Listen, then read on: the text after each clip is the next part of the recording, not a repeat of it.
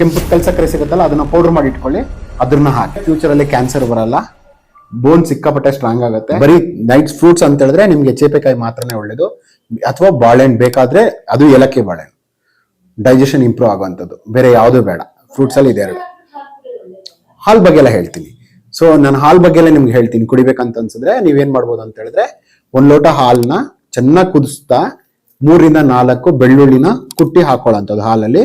ಸ್ವಲ್ಪ ಪೆಪ್ಪರು ಅಂದ್ರೆ pepper powder, ಸ್ವಲ್ಪ ಅರಿಶಿನ, ಟೋಮರಿಕ್ಕು, ಪೆಪ್ಪರು ಮತ್ತೆ ಬೆಳ್ಳುಳ್ಳಿ 3 ಚೆನ್ನಾಗಿ ಕುಟ್ಟಿ ಹಾಕಿ ಚೆನ್ನಾಗಿ ಕುದಿಸಿ ಕೆಳಗಡೆ ಇಳಿಸ್ಕೊಂಡು ಅದ್ರಲ್ಲಿ ಒಂದ್ ಸ್ವಲ್ಪ ಕೆಂಪು ಕಲ್ಸಕ್ಕರೆ ಸಿಗುತ್ತಲ್ಲ ಅದನ್ನ ಪೌಡರ್ ಮಾಡಿ ಇಟ್ಕೊಳ್ಳಿ, ಅದನ್ನ ಹಾಕಿ. ಬೇರೆ ಏನೋ ಬೇಡ.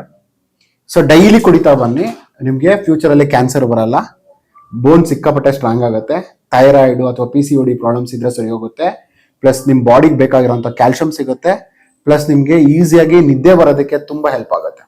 ಸೊ ನೈಟ್ರೇಟ್ ಅಂಶ ಇದೆ ಬೆಳ್ಳುಳ್ಳಿನಲ್ಲಿ, ಸೊ ಮೆಗ್ನೀಷಿಯಂ ಸಿಗುತ್ತೆ, ನೈಟ್ರೇಟ್ ಎರಡೂ ಸಿಕ್ಕೋದ್ರಿಂದ ಫುಲ್ ಟೋಟಲ್ ಬಾಡಿ ರಿಲ್ಯಾಕ್ಸ್ ಆಗುತ್ತೆ, ಈಸಿಯಾಗಿ ನಿದ್ದೆ ಮಾಡಕ್ಕೆ ಸಪೋರ್ಟ್ ಆಗುತ್ತೆ.